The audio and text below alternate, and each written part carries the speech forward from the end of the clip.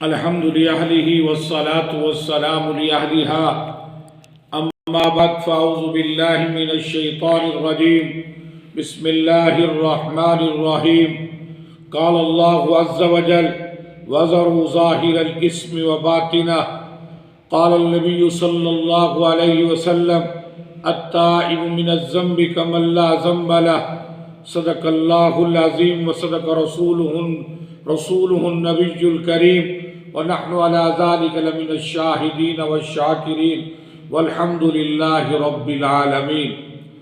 گناہ کسے کہتے ہیں؟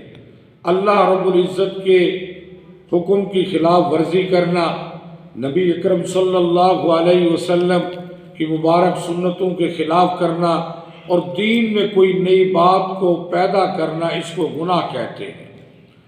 اب گناہ چاہے ظاہراً کریں یا باطناً کریں، باطناً جیسے جھوٹ، غیبت، بغض، کینہ وغیرہ، قرآن کہتا ہے وَذَرُوا ظَاهِرَ الْإِثْمِ وَبَاطِنَهُ، جو گناہ تم کھلم کھلا کرتے ہو یا چھپ کر کرتے ہو، تمام گناہوں کو چھوڑ دو۔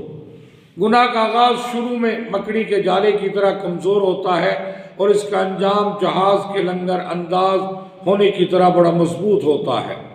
شروع میں انسان کہتا ہے کہ ایک دو بار گناہ کر کے چھوڑ دوں گا، ایک دو بار کرتے کرتے گناہوں کی عادت پھر اتنی پختہ ہو جاتی ہے، پھر گناہوں کا چھوڑنا مشکل ہو جاتا ہے۔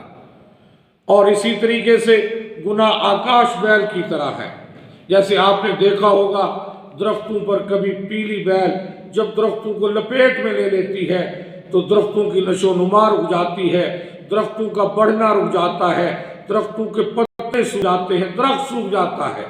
پیلی بیل درخت کو خشک کر دیتی ہے، مردہ کر دیتی ہے۔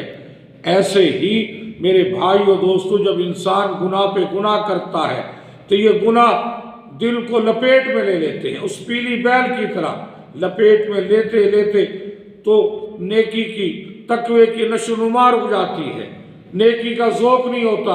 جب دل کو گناہ لپیٹ میں لے لیتے ہیں پھر اسی وجہ سے شوق نہیں ہوتا نماز پڑھنے کا، تلاوت کرنے کا، استغفار، درود پاک کی تسبیحات، نیکی کرنے کا۔ تو ہمیں چاہیے کہ ہم اپنے آپ کو گناہوں سے بچائیں۔ گناہ ناسور کی مانند ہے، اگر جناب والا رہے تو تکلیف دیتا ہے، اگر اس کا علاج نہ کرے تو بڑھتا چلا جاتا ہے۔ گناہ ایسے ہیں جیسے جناب والا روحانی لباس کو، دل کو بھی داغدار کر دیتے ہیں، اور ہمیں پسند نہیں نا کہ ہمارے ظاہری لباس پر کوئی داغ ہو، کوئی دھبا ہو، تو اللہ کو بھی یہ پسند نہیں کہ ہمارے روحانی لباس پر کوئی داغ اور دھبا ہو۔ گناہ کی بھی تاثیر ہے، گناہ کی تاثیر یہ کہ اس سے ندامت ملتی ہے، اس سے شرمندگی ملتی ہے۔ دو چیزیں لوہے پر لکیر کی مانند ہیں کہ گناہ سے انسان کو ندامت ملتی ہے، شرمندگی ملتی ہے، اور نیکی سے انسان سلامتی پاتا ہے، نیکی سے برکت پاتا ہے۔ ایک بندہ گناہ کر رہا ہے، جناب والا اور نہ اس کو سمجھانے والا ہے، نہ کوئی منع کرنے والا، اپنی من مرضی سے چاہت کے ساتھ جناب والا، پھر بھی وہ گناہ ہی ہے، گناہ نقصان دہ ہے۔ ہمارے اکابر اور مشائخ فرماتے ہیں گناہ بچھو کی مانند ہے، بچھو چھوٹا اور بڑا ہو جناب والا نقصان دیتا ہے، انسان کو ہلاک کر دیتا ہے۔ گناہ چھوٹا ہو یا بڑا ہو انسان کو جہنم کی طرف لے جاتا ہے، آگ کی طرف لے جاتا ہے۔ اسی طریقے سے ہمارے مشائخ نے فرمایا انگارہ چھوٹا ہو بڑا ہو جھلسا دیتا ہے، کبھی کبھی چھوٹا انگارہ بڑی بڑی عمارتوں کو خاکستر، تباہ و برباد کر دیتا ہے۔ ایسے گناہ چھوٹا ہو یا بڑا ہو جناب والا انسان کو جہنم کی طرف لے جاتا ہے۔ قرآن کہتا ہے وَذَرُوا ظَاهِرَ الْإِثْمِ وَبَاطِنَهُ، جو گناہ تم کھلم کھلا کرتے ہو یا چھپ کر کرتے ہو، سارے گناہوں کو چھوڑ دو۔ اللہ کے نبی نے فرمایا التائب من الذنب کمن لا ذنب له، گناہوں سے توبہ کرنے والا شخص ایسے جیسے اس نے گناہ کیا ہی نہ ہو۔ گناہ باطنی طور پر نجاست کی مانند ہے، جب انسان گناہ کرتا ہے تو اس کے